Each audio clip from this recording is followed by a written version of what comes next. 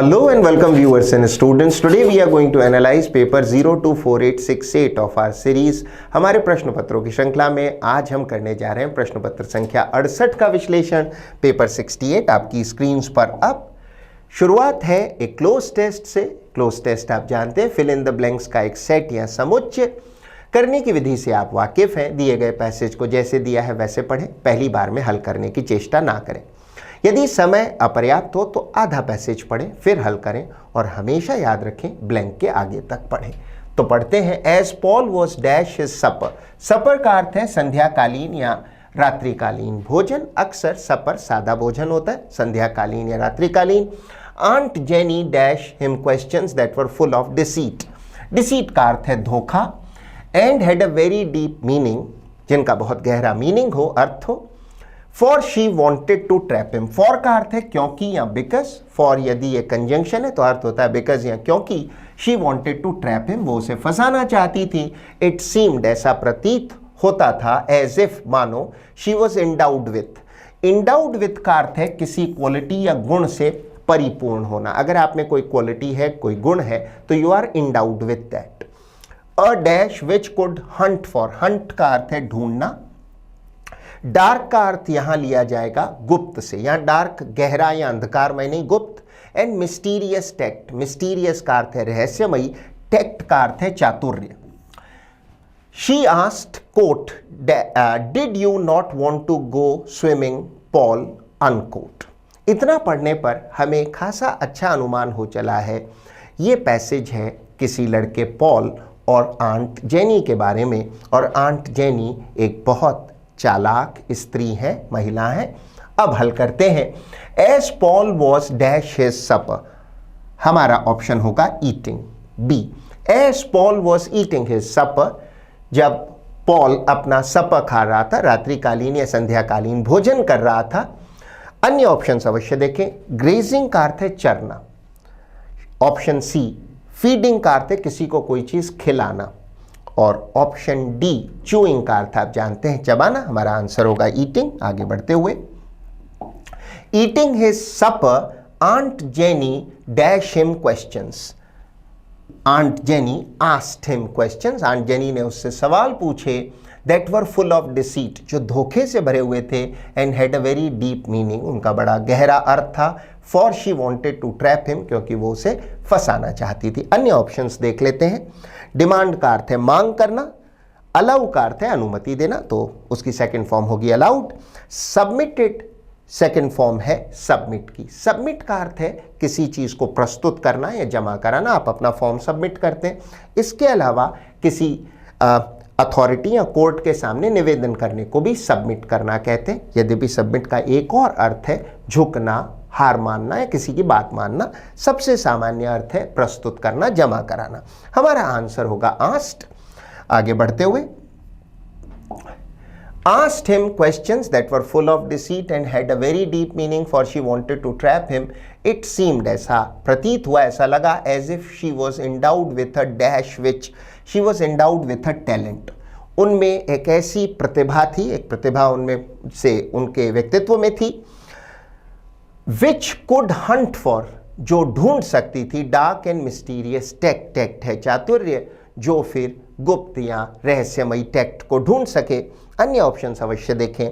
Credibility का अर्थ है विश्वसनीयता। टेक्निक का अर्थ है तकनीक। और पर्पस का अर्थ है उद्देश्य। हमारा आंसर होगा talent. With a talent which could hunt for dark and mysterious text, she asked. आगे बढ़ते हुए, she asked quote, did you not want to go swimming Paul. उसने पूछा कि पॉल, क्या तुम स्विमिंग करने नहीं जाना चाहते थे। पॉल फेल्ट एन अनकंफर्टेबल, हमारा ऑप्शन होगा सस्पिशन। पॉल को महसूस हुआ एक अनकंफर्टेबल या असहज, सस्पिशन का अर्थ है संदेह। जब आंट ने उससे पूछा क्या तुम स्विमिंग नहीं जाना चाहते थे, इस प्रश्न पर उसे कुछ अनकंफर्टेबल, सस्पिशन या संदेह महसूस हुआ। अन्य ऑप्शंस अवश्य देखें। व्यू आप जानते हैं दृश्य या दृष्टिकोण। ड्रॉप आप जानते हैं किसी चीज को गिराना, वैसे पानी की बूंद को भी ड्रॉप कहते हैं। गैस का अर्थ है अनुमान लगाना। हमारा आंसर होगा suspicion. She asked, did you not want to go swimming Paul, Paul felt an uncomfortable suspicion. He dash Aunt Jenny's face. He searched. उसने ढूंढा आंट जेनी के चेहरे को, अर्थात आंट जेनी के चेहरे को स्टडी करने की कोशिश की, समझने की कोशिश की, भाव को सर्च किया उनके चेहरे पर। However, it informed him nothing. लेकिन उसे इससे कुछ भी पता नहीं चला। So he said, quote, no ma'am, unquote. चूंकि वो उनके चेहरे के भाव को नहीं पढ़ पाया ठीक से सर्च करने के बावजूद, उसने कहा नहीं मैम, बस इतना ही। अन्य ऑप्शन अवश्य देखें। परसू का अर्थ है पीछा करना, किसी लक्ष्य का पीछा करना परसू है। जब आप कोई कोर्स करते हैं तो उसे परसू कर रहे हैं क्योंकि वो भी एक लक्ष्य है, तो पीछा करना, अनुसरण करना। शब्द रफल्ड के दो अर्थ हैं। यदि बालों की बात हो रही है तो बाल अगर रफल्ड हैं तो बिगड़े हुए हैं, पर अगर कोई व्यक्ति व्यथित है तो फिर रफल्ड का अर्थ हुआ upset. If you look ruffled it means you look upset, आप व्यथित लग रहे हैं, अपसेट लग रहे हैं। चेस का अर्थ आप जानते हैं, पीछा करना। हमारा आंसर होगा सर्च्ड। सवाल संख्या 81 आपकी स्क्रीन पर। अब हमारा निर्देश है select the most appropriate antonym of the underlined word in the given sentence. नीचे दिए गए शब्द में एक वाक्य में एक रेखांकित शब्द है ग्लम, हमें उसका विलोम शब्द बताना है। The three boys sat there with glum looks on their faces. Glum का अर्थ है very sad and quiet. अगर आप दुखी हैं, अनहैप्पी हैं और चुपचाप हैं तो आप glum हैं। glum के लिए एक अच्छा सिनोनिम हो सकता है gloomy। हमें तो एंटोनिम चाहिए, विलोम शब्द चाहिए, आंसर होगा elated। elated का अर्थ है प्रफुल्लित या प्रसन्नचित्त या बहुत ही खुश, डिलाइटेड। हमारा आंसर होगा इलेटेड, डिलाइटेड अर्थात प्रसन्नचित्त, बहुत प्रफुल्लित। अन्य ऑप्शंस अवश्य देखें। ऑप्शन बी रैप्ट एक बहुत अच्छा शब्द है, विद्यार्थी ध्यान दें। रैप्ट का अर्थ है मगन, मुग्ध या तल्लीन। अगर आप किसी चीज को बहुत रैप्ट अटेंशन के साथ सुन रहे हैं तो बहुत तल्लीन होकर कहते हैं। जैसे they listen to him with rapt attention, उन्होंने उसको बड़े मुग्ध अटेंशन में सुना, बहुत मंत्रमुग्ध होकर, तल्लीन होकर। ड्यूबियस का अर्थ है संदेहास्पद या संदेहशील, जो चीज संदेह उत्पन्न करे वो ड्यूबियस है। शब्द बीम के दो प्रमुख अर्थ हैं, एक तो रोशनी की किरण और दूसरा अर्थ है मुस्कुराना या चेहरे पर प्रसन्नता का भाव लाना। हमारा आंसर होगा एलेटेड। आगे बढ़ते हुए सवाल संख्या 82 आपकी स्क्रीन पर। हमारा निर्देश है select the most appropriate option that can substitute the underlined segment. उस ऑप्शन को चुने जो रेखांकित खंड को सब्सटीट्यूट कर सके, इसका स्थान ले सके। This is best book for children to read. Best आप जानते हैं सुपरलेटिव डिग्री है गुड की, इसके पूर्व डेफिनेट आर्टिकल द आना चाहिए। हमारा आंसर होगा this is the best book for children to read. अन्य कोई ऑप्शन जैसे this is very best, this is good book या वेरी गुड बुक नहीं। Best superlative degree of adjective good है, उसके पूर्व द होना चाहिए। आंसर होगा ऑप्शन ए। आगे बढ़ते हुए सवाल संख्या 83 आपकी स्क्रीन पर। हमारा निर्देश है parts of the following sentence have been given as option, select the option that contains an error. नीचे दिए गए वाक्य में उस खंड को चुने जिसमें ग्रामेटिकल एरर हो। Ramayana is an ancient, ancient का अर्थ है प्राचीन। संस्कृत एपिक, एपिक का अर्थ है महाग्रंथ या महाकाव्य। It is believed to have been written around 500 BC to 100 BC। BC का अर्थ है ईसा पूर्व। तो रामायण एक प्राचीन संस्कृत में लिखा गया महाकाव्य है जिस माना जाता है जिसकी रचना ईसा से 500 से लेकर 100 वर्ष पूर्व के बीच में कभी हुई थी। एरर कहाँ है? एरर यहाँ है। रामायण एक महाकाव्य या ग्रंथ है। स्क्रिप्चर्स या ग्रंथों के पूर्व द लिखा जाता है, जैसे the Bible, the Quran, the Gita, the Ramayana. तो द रामायण होना चाहिए था, द नहीं है। हमारा आंसर होगा option A. Ramayana is an ancient, वो खंड है जहां एरर है। रामायण से पूर्व डेफिनेट आर्टिकल द होना चाहिए था। हमारा आंसर होगा ऑप्शन ए। अन्य किसी खंड में कोई एरर नहीं। आगे बढ़ते हुए सवाल संख्या 84 आपकी स्क्रीन पर। अब निर्देश है the following sentence has been split into 4 segments, identify the segment that contains a grammatical error. नीचे दिए गए वाक्य को 4 खंडों में विभक्त किया गया है। हमारा आंसर वो खंड होगा जिसमें एरर है। पढ़ते हैं hard had she reached home when she had to leave for the office again. मुश्किल से वो घर पहुंची ही थी कि तभी उसे रवाना होना पड़ा। विद्यार्थी ध्यान दें, कोरिलेटिव कंजंक्शन है हार्डली व्हेन। हार्डली व्हेन का अर्थ है मुश्किल से कि तभी।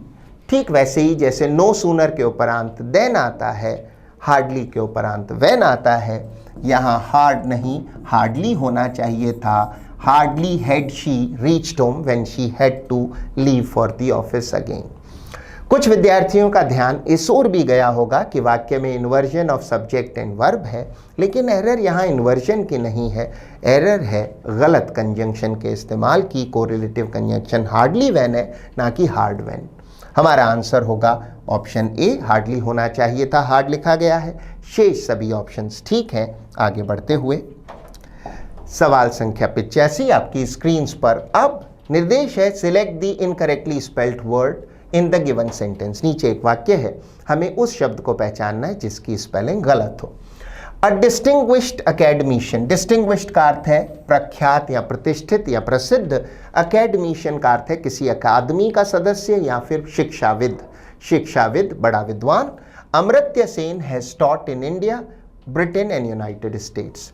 एक प्रसिद्ध शिक्षाविद अमर्त्य सेन ने पढ़ाया है भारत में, ब्रिटेन में और यूनाइटेड स्टेट्स में। एरर कहाँ है? एरर यहाँ है अकेडमिशियन की स्पेलिंग गलत है। अकेडमिशियन की स्पेलिंग होनी चाहिए ACADEMICIAN। हमारा आंसर होगा ऑप्शन सी, अकेडमिशियन की स्पेलिंग में त्रुटि है, ACADEMICIAN सही स्पेलिंग होगी। शेष सभी शब्द करेक्टली स्पेल्ड है। हमारा आंसर होगा ऑप्शन सी। आगे बढ़ते हुए सवाल संख्या 86 आपकी स्क्रीन पर। अब निर्देश है select the most appropriate antonym of the underlined word. रेखांकित शब्द का विलोम शब्द पता लगाना है। The president was deposed in a military coup. विद्यार्थी ध्यान दें, इस शब्द का उच्चारण है कू, इसमें आखिरी पी को नहीं बोला जाएगा, कू। मिलिट्री कू का अर्थ है सैन्य तख्ता पलट। किसी को, किसी प्रधानमंत्री, राष्ट्रपति आदि को अपदस्थ करने को कहते हैं कू। मिलिट्री कू का अर्थ है सैन्य तख्ता पलट। सैन्य अधिकारियों ने, जनरल सादी ने तख्ता पलट किया होगा। प्रेसिडेंट को डिपोज का अर्थ है अपदस्थ करना, पद से हटाना। आंसर होगा इंस्टॉल्ड। किसी को पद पर बिठाने को कहते हैं इंस्टॉल। डिपोज का अर्थ होता है अपदस्थ करना। अन्य ऑप्शंस देखें, डिमोलिश का अर्थ है नष्ट करना। सेग्रीगेट का अर्थ है पृथक करना, जैसे गोरे और काले लोगों को, हिंदुओं मुसलमानों को, लड़के लड़कियों को पृथक करना है, अलग अलग वर्गों में बांटना, सेग्रीगेट कहलाता है। इंटरेक्ट का अर्थ होता है आपस में बातचीत होना या आपस में विचार विनिमय आदि होना। हमारा आंसर होगा इंस्टॉल्ड। आगे बढ़ते हुए सवाल संख्या 87 आपकी स्क्रीन पर। निर्देश है select the most appropriate synonym for the given word. हमें पर्यायवाची बताना है। टाइटैनिक का अर्थ होता है विशाल, बहुत बड़ा। आंसर होगा ह्यूज। अन्य ऑप्शंस अवश्य देखें। डीप गहरा है, डिलीटीरियस है, हार्मफुल या इंजूरियस हानिकारक, अट्रैक्टिव आकर्षक है। आंसर ऑप्शन बी होगा ह्यूज विशाल। आगे बढ़ते हुए सवाल संख्या 88 आपकी स्क्रीन पर। वन वर्ड सब्स्टिट्यूशन का प्रश्न है हमारे पास। पढ़ते हैं एन इनसेशिएबल डिजायर फॉर वेल्थ। इनसेशिएबल का अर्थ है जो कभी संतुष्ट ना हो, जो कभी पूरी ना हो। किसी की भूख लालच इतनी हो जो कभी संतुष्ट ना हो, तृप्त ना हो, अतृप्य या अतृप्त रहे, उसे कहते हैं इनसेशिएबल। इनसेशिएबल डिजायर फॉर वेल्थ। अतृप्य या अतृप्त इच्छा रहे दौलत की, उसे कहते हैं एवरिस, लालच। बहुत ज्यादा लालच या अति लोभ को कहते हैं एवरिस। अन्य ऑप्शंस अवश्य देखें। ऑप्युलेंस का अर्थ है समृद्धि या दौलत। एक्सपेंशन है विस्तार। और एलेक्रिटी एक अच्छा शब्द है, विद्यार्थी ध्यान दें। फुर्ती के साथ अगर आप बहुत प्रफुल्लित हैं तो ब्रिस्क एंड चीयरफुल एक साथ हैं, तो जो फीलिंग आप दिखा रहे हैं वो एलेक्रिटी है। इसके लिए हम यूज कर सकते हैं स्पीड एंड ईगरनेस। तेजी और फुर्ती अक्सर प्रसन्न चित्तता के साथ हो तो उसे कहते हैं एलेक्रिटी, क्विकनेस। तो अगर मैं कहूं ब्रिस्क चीयरफुलनेस तो उसे कहेंगे एलेक्रिटी। आगे बढ़ते हुए सवाल संख्या 89 आपकी स्क्रीन पर। निर्देश है choose the option that best expresses the meaning of the given word. Sinophile शब्द साइनो मूलतः बात करता है कुत्तों की। यदि आपको कुत्तों से बहुत ज्यादा भय लगता है तो आपके भय का नाम है साइनोफोबिया।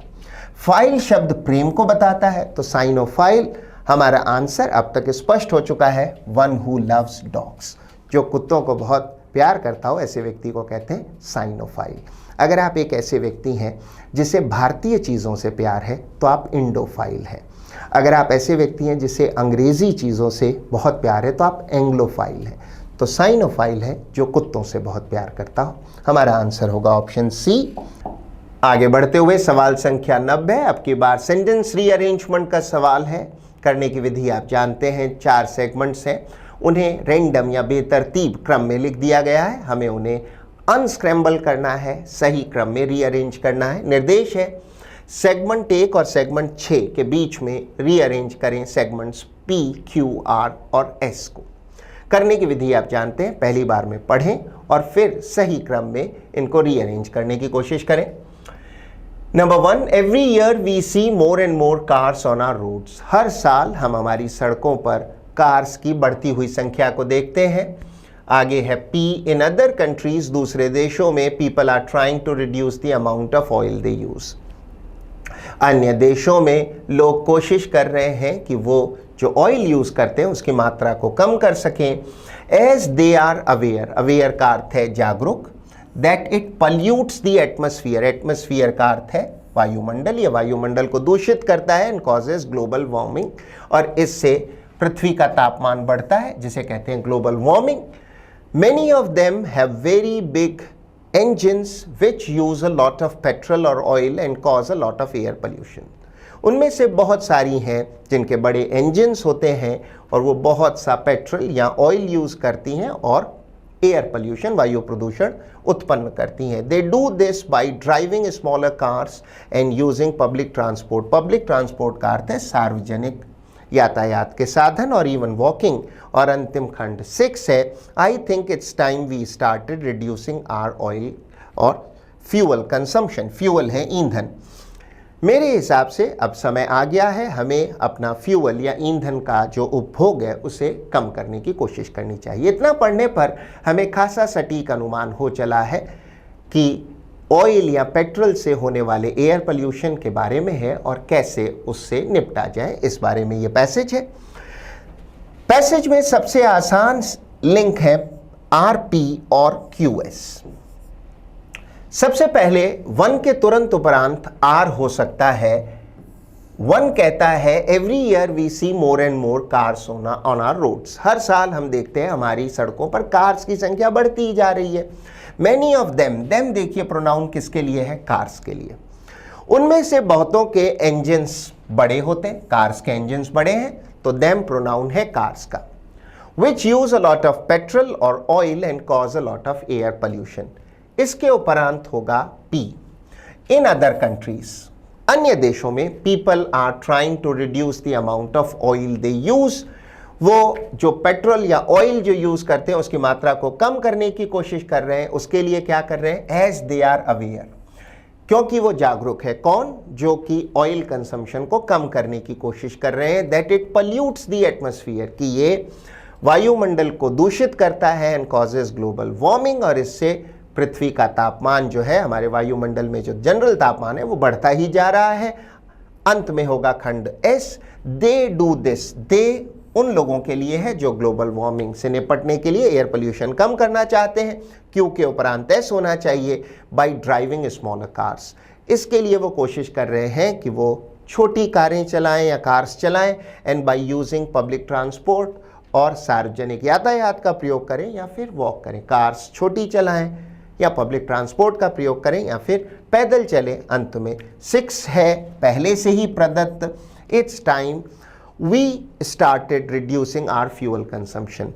मेरे विचार में समय आ गया है हम भी क्या करें, अपना फ्यूअल या ईंधन का कंजम्पशन या उपभोग घटाएं। आंसर वो खंड होगा जिसमें PR के बाद P हो, उसके उपरांत QS हो, अंतिम खंड 6 से पहले। हमारा आंसर इस सूरत में सिर्फ हो सकता है ऑप्शन C, RPQS। आगे बढ़ते हुए सवाल संख्या 91 में आपकी स्क्रीन पर एक बार फिर से रीअरेंजमेंट ऑफ सेंटेंसेस का प्रश्न है। अब की बार शुरुआती खंड 1 है लेकिन अंतिम खंड 6 नहीं है, तो निर्देश हुआ 1 के बाद PQRS को सही क्रम में रीअरेंज करना है, इन्हें सही सीक्वेंस में लगाना है। विधि वही है, पहले पढ़ें फिर हल करें। Make sure your glasses fit well. Glasses का अर्थ है चश्मा। ग्लास कांच होता है लेकिन ग्लासेस है स्पेक्टिकल्स या चश्मा। Take your glasses for adjustments. Adjustment है किसी चीज को एडजस्ट करवाना, व्यवस्थित करवाना, ठीक करवाना। To the place you bought them from. Bought जो है वो पास्ट टेंस है बाई का।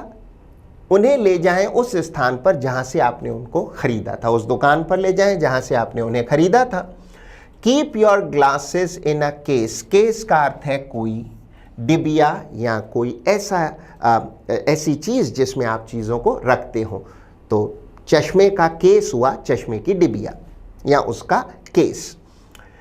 When you are not wearing them, wearing है पहनना, जब आप पहन नहीं रहे हो तो चश्मे को उनके केस में रखें, उस बॉक्स में रखें, उस डिबिया में रखें जिसमें उन्हें रखा जाता है सुरक्षित।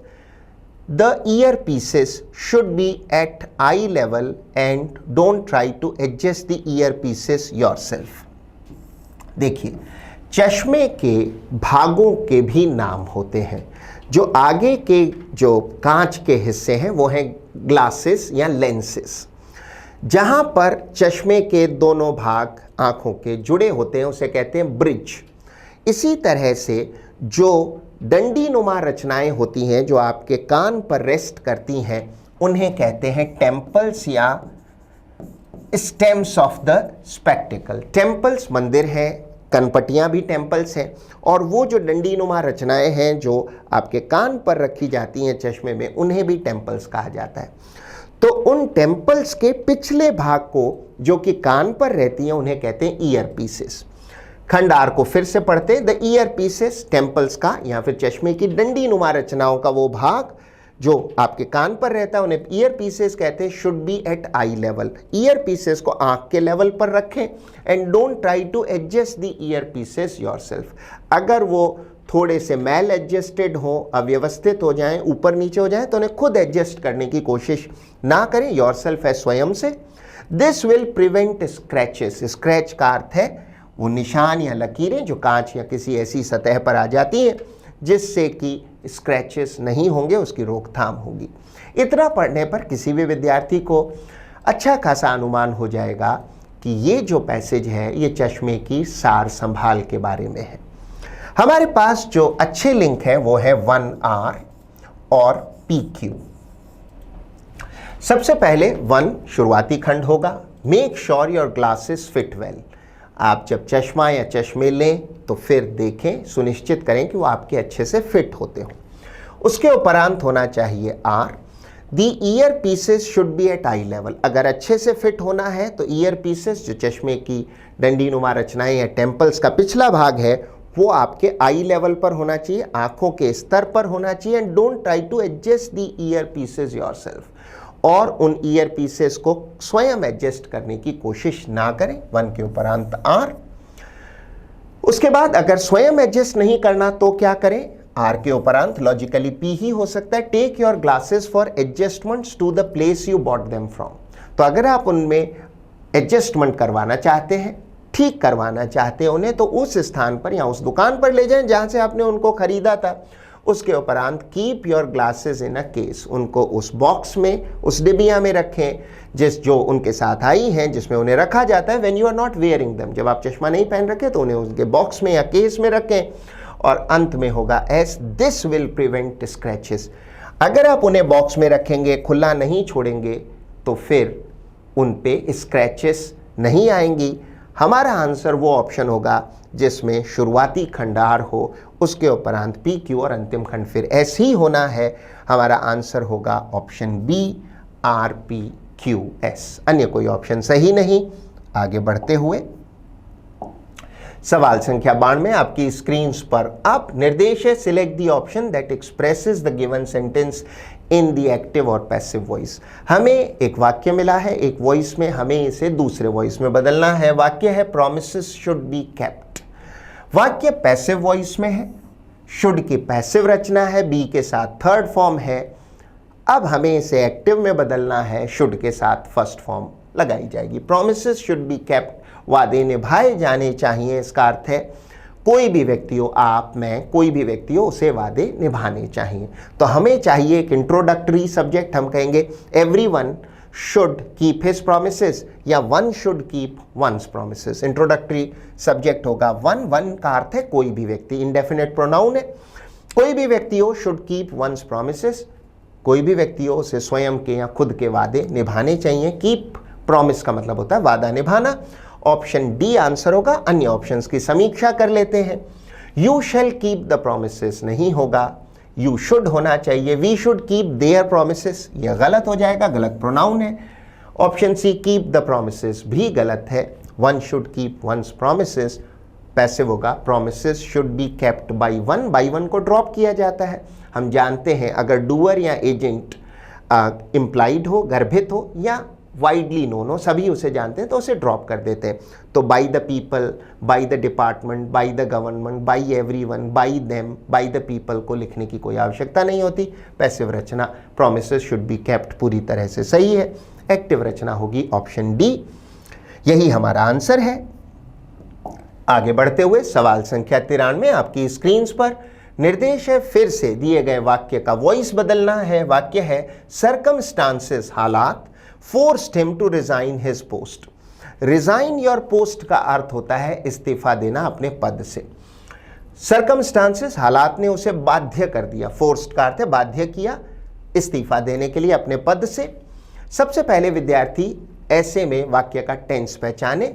टेंस है सिंपल पास्ट सब्जेक्ट के साथ। सेकंड फॉर्म है पैसिव रचना होगी वॉज अथवा वर, जैसी भी आवश्यकता हो के साथ। थर्ड फॉर्म तो सब्जेक्ट होगा he was forced to resign, he was forced to resign. हमारा आंसर हो सकता है सिर्फ option B, he was forced to resign his post. उसे बाध्य किया गया कि वह अपने पद से इस्तीफा दे दे। बाई सर्कमस्टांसेस की कोई आवश्यकता नहीं है। अभी थोड़ी देर पहले हमने बात की अगर डूअर या एजेंट सर्वविदित हो, वाइडली नोन हो या फिर इम्प्लाइड हो, गर्भित हो, तो उसे नहीं लिखते। By the people, by the circumstances, by the police, by the department, by the postman, by them, इनको ड्रॉप किया जा सकता है। He was forced to resign his post. कुछ विद्यार्थियों को ऑप्शन बी, सी और डी भी आकर्षक लग सकते हैं, इनकी समीक्षा करते हैं। ही वॉज बीइंग फोर्स्ड नहीं, वाक्य पास्ट कंटिन्यूअस का होता तो बीइंग आता, वाक्य सिंपल पास्ट का था। ऑप्शन डी देखें, he was forced and resign नहीं, he was forced to resign, ना कि एंड रिजाइन। हमारा आंसर होगा ऑप्शन बी। आगे बढ़ते हुए सवाल संख्या 94 आपकी स्क्रीन पर अब पढ़ते हैं निर्देश। निर्देश है choose the most appropriate option to change the narration of the given sentence. दिए गए वाक्य का नरेशन बदलना है। हमें वाक्य मिला है डायरेक्ट स्पीच का, ऐसे बदलना है। इनडायरेक्ट स्पीच में पढ़ते हैं she said to Rita quote please help me with my homework. End of the quote या अनकोट। विद्यार्थी जब भी डायरेक्ट स्पीच को इनडायरेक्ट स्पीच में बदलें तो सबसे पहले रिपोर्टिंग वर्ब पर ध्यान दें। Reporting verb said past tense में है, इसलिए आवश्यकता पड़ने पर डायरेक्ट स्पीच के टेंस को इनडायरेक्ट स्पीच में बदला जाएगा। एक और बात पे विद्यार्थी ध्यान दें, वाक्य के प्रकार को देखें। ये किस प्रकार का वाक्य है, इसमें निवेदन किया जा रहा है, तो ये वाक्य हुआ इंपरेटिव वाक्य।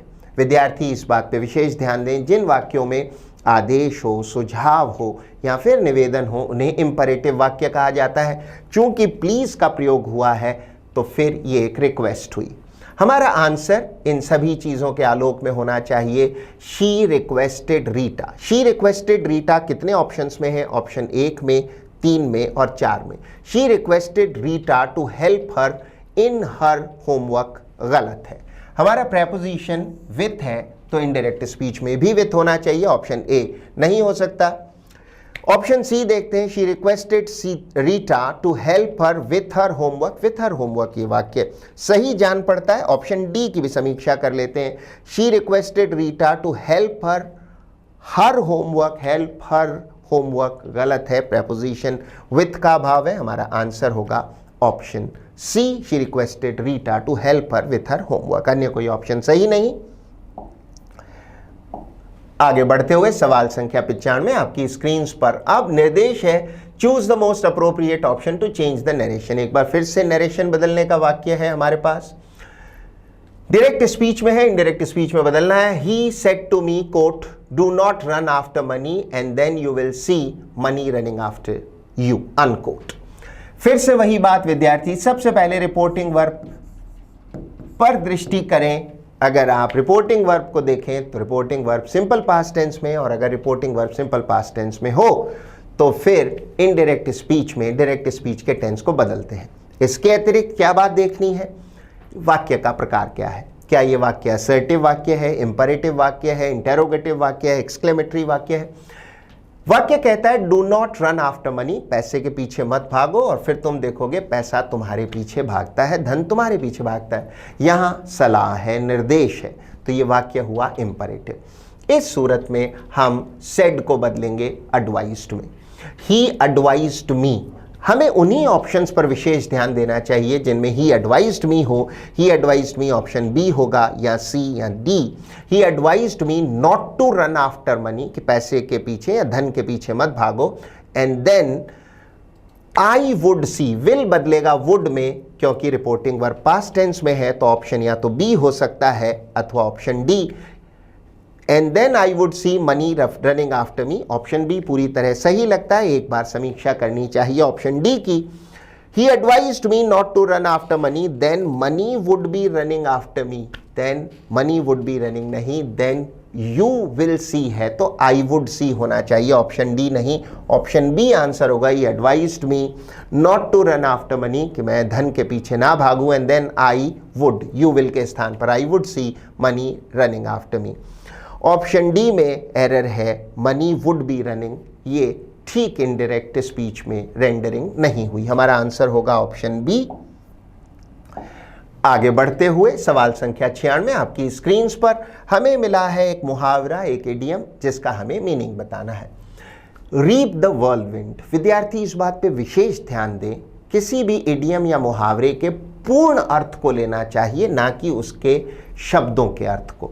हालांकि शब्दों के अर्थ से कभी कभी मुहावरे का अर्थ समझने में सहायता मिलती है। शब्द रीप का अर्थ है फसल काटना, और व्हर्लविंड का अर्थ है चक्रवात। पूरे मुहावरे का क्या अर्थ है? चक्रवात की फसल काटना, अर्थात आपने कोई गलत काम किया हो तो फिर उसके परिणाम में आपको बहुत ज़्यादा दुष्परिणाम मिल सकते हैं, बहुत संकटकारी स्थिति मिल सकती है। तो मुहावरे टू रीप द व्हर्लविंड का अर्थ हुआ अपने किए हुए कार्यों के कारण बहुत बुरे परिणाम आदि भुगतना। हमारा आंसर होगा option B, to suffer serious consequences as a result of one's actions. स्वयं के कार्यों के कारण या अपने एक्शंस के कारण बहुत गंभीर परिणाम भुगतने पड़े, तो हम कहेंगे यू आर रीपिंग द व्हर्लविंड। निस्संदेह ऑप्शन बी ही आंसर हो सकता है। एक नजर करते हैं अन्य ऑप्शंस पर। To get caught in a storm, किसी तूफान में फंस जाना, नहीं।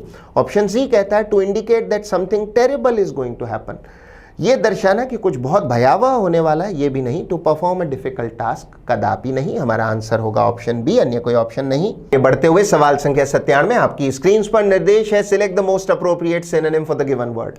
प्रश्न शब्द का हमें पर्यायवाची बताना है। प्रश्न शब्द है डेस्टिट्यूशन। डेस्टिट्यूशन का अर्थ है विपन्नता, निर्धनता, एक ऐसी स्थिति जहां आपके पास आवश्यकता की चीजें भी ना हो। हमारा आंसर होगा पेन्यूरी।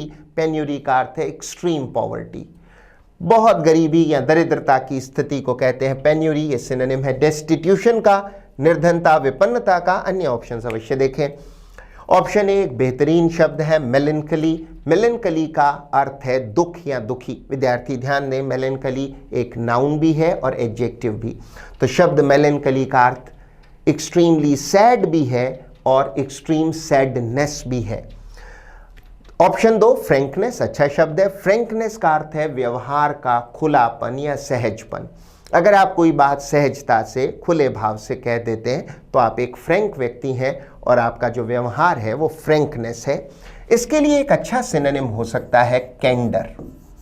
कैंडिड कहते हैं फ्रैंक को, तो व्यक्ति खुद कैंडिड या फ्रैंक होता है, उसका व्यवहार होता है फ्रैंकनेस या कैंडर। फॉल्सहुड आप सभी जानते हैं, झूठ को कहते हैं, मिथ्या को कहते हैं। हमारा आंसर ऑप्शन सी ही रहेगा। आगे बढ़ते हुए सवाल संख्या 98 आपकी स्क्रीन पर अब निर्देश है, select the incorrectly spelled word. वो शब्द चुने जिसकी स्पेलिंग गलत हो। हमारा आंसर होगा ऑप्शन ए, कंटेम्पचुअस की स्पेलिंग में टी के ऊपर आंतरिक यू भी होना चाहिए, जो नहीं लिखा गया है। कंटेम्पचुअस का अर्थ है तिरस्कारपूर्ण। शब्द कंटेम्पचुअस बना है नाउन कंटेम्प्ट से, जिसका अर्थ है तिरस्कार या तौहीन या अवमानना। जैसे न्यायालय की अवमानना या तौहीन को कंटेम्प्ट ऑफ कोर्ट कहते हैं। एडजेक्टिव होगा कंटेम्पचुअस। हिंदी में कहें तो तिरस्कारपूर्ण या अवमाननापूर्ण। अन्य ऑप्शन अवश्य देखें। कमेमोरेट का अर्थ है स्मृति मनाना या पुण्य स्मरण करना। यदि आप किसी बीती हुई घटना को याद करने के लिए कोई आयोजन करते हैं तो आप उस घटना को कमेमोरेट कर रहे हैं, स्मृति मना रहे हैं, पुण्य स्मरण कर रहे हैं। ऑप्शन सी पर विशेष ध्यान दे विद्यार्थी। शब्द का उच्चारण है कंप्लेजेंट। कंप्लेजेंट का अर्थ है किसी अन्य व्यक्ति की राय, उसके एक्शंस या उसके निवेदन को मानने के लिए बहुत तत्पर या उत्सुक। तो अगर आप दूसरे व्यक्ति को प्रसन्न या राजी करने के लिए उसकी राय, उसके एक्शंस या उसके निवेदन को मानने के लिए बड़े विलिंग हैं, उत्सुक हैं, तत्पर हैं, रेडी हैं, तो आप कंप्लेजेंट हैं, आपका व्यवहार कंप्लेजेंट है। शब्द कंसीलिएटरी का अर्थ है मेल मिलाप पूर्ण यानी समाधान चाहने वाला। अगर आप मुकदमेबाजी या विवाद या टकराव की जगह किसी विवाद का निस्तारण बातचीत से करना चाहते हैं तो आपका रवैया या अप्रोच कंसीलिएटरी होगी, मेल मिलाप पूर्ण। हमारा आंसर ऑप्शन ए ही रहेगा। आगे बढ़ते हुए सवाल संख्या 99 आपकी स्क्रीन पर अब फिल इन द ब्लैंक का प्रश्न है। Charles Dickens was different in his style of writing from most of his dash in the Victorian Ira.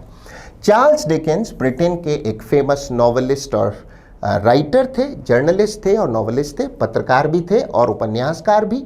Was different in his style of writing, वो अलग थे अपनी लेखन शैली में, from most of his dash in the Victorian era. Era का अर्थ है युग और विक्टोरियन का अर्थ है साम्राज्ञी विक्टोरिया के समय के दौरान। क्वीन विक्टोरिया साम्राज्ञी थी ब्रिटेन की 1837 से लेकर 1901 तक। विक्टोरियन ईरा का लिटरेचर और सामाजिक परिवेश ऊंचे मॉरल स्टैंडर्ड्स या उच्च नैतिक आदर्शों या व्यवहार के लिए जाना जाता है। ब्लैंक में हमारा आंसर होगा कंटेम्पररीज। कंटेम्पररीज का अर्थ है समकालीन व्यक्ति। चार्ल्स डिकेंस अलग थे, was different in his style of writing, अपनी लेखन शैली में अलग थे, from most of his contemporaries, अपने समकालीन लोगों से या समकालीन रचयिताओं से, इन द विक्टोरियन ईरा। अन्य ऑप्शन अवश्य देखें। क्रोनी का अर्थ है आपका नज़दीकी मित्र, जो मित्र आपके साथ अक्सर रहता है वो आपका क्रोनी है, तो नज़दीकी दोस्त मित्र क्रोनीज हुए। क्रिटिक्स प्लूरल है शब्द क्रिटिक का, जिसका अर्थ है समीक्षक या आलोचक। और अंतिम ऑप्शन कॉन्फिडेंट का अर्थ है विश्वास पात्र व्यक्ति। कॉन्फिडेंट है वो व्यक्ति जो विश्वास पात्र है, जिस पर आप भरोसा करते हैं, अपनी बात या राज बता सकते हैं, प्लूरल में कॉन्फिडेंट्स। विद्यार्थी इस शब्द को नीचे दिए गए शब्द के साथ समझें। जो नीचे शब्द लिखा गया है वो है कॉन्फिडेंट, ये एक एडजेक्टिव है, इसका अर्थ है आत्मविश्वस्त या आत्मविश्वासी। ऊपर जो शब्द है ऑप्शन डी में वो है कॉन्फिडेंट्स। थोड़े उच्चारण को भी ध्यान दें, डेंट में ए को लाउडली बोला जाएगा। कॉन्फिडेंट का अर्थ है वो व्यक्ति जो विश्वास पात्र है, जिसे आप अपने राज आदि बता सकते हो। हमारा आंसर कंटेम्पररीज ही रहेगा, समकालीन व्यक्ति, ऑप्शन ए। आगे बढ़ते हुए पेपर का अंतिम सवाल, सवाल संख्या 100। हमारा निर्देश है select the most appropriate option that can substitute the underline segment in the given sentence. नीचे दिए गए वाक्य में एक रेखांकित खंड है, वो ऑप्शन चुने जो इसको सही तरह से सब्स्टिट्यूट कर सके। Your coming home to dinner on time should be a rule rather than the exception. शब्द एक्सेप्शन का अर्थ है अपवाद, रूल है नियम। वाक्य कहता है डिनर पर घर पहुंचना एक नियम होना चाहिए, तुम्हारे लिए अपवाद नहीं। नियम आप जानते हैं सामान्यतः होता है और उस नियम से विचलन या हटकर व्यवहार अपवाद होता है। तो घर पर खाना खाने पहुंचो, ये अपवाद नहीं, नियम होना चाहिए। मीन्स तुम्हें नियमित रूप से आना चाहिए, कभी कभार अपवादिक रूप से नहीं। हमारा करेक्शन होगा option D, should be the rule rather than the exception. नियम होना चाहिए न कि अपवाद। रूल के पहले अ नहीं द का प्रयोग होना चाहिए। इडियम है the rule rather than the exception. दूसरे दृष्टिकोण से देखें, यहाँ पर होम कमिंग से रिलेटेड रूल की बात है तो विशिष्ट है, विशिष्ट होने के कारण डेफिनेट आर्टिकल द का प्रयोग होगा, अ का नहीं। Should be the rule rather than the exception. जैसे मैं कहूँ आप काम पर देरी से आएँ, ये नियम नहीं, अपवाद हो तो अच्छा है, अब नियमित रूप से देरी से ना आए। Reporting late for work should be the exception rather than the rule. हमारा आंसर ऑप्शन डी होगा। अन्य कोई ऑप्शन सही नहीं। पहले ऑप्शन को देखें, शैल बी द रूल, नहीं। नो इम्प्रूवमेंट भी नहीं। Should be a rule rather then being an exception, नहीं। अंतिम ऑप्शन डी ही सही आंसर है।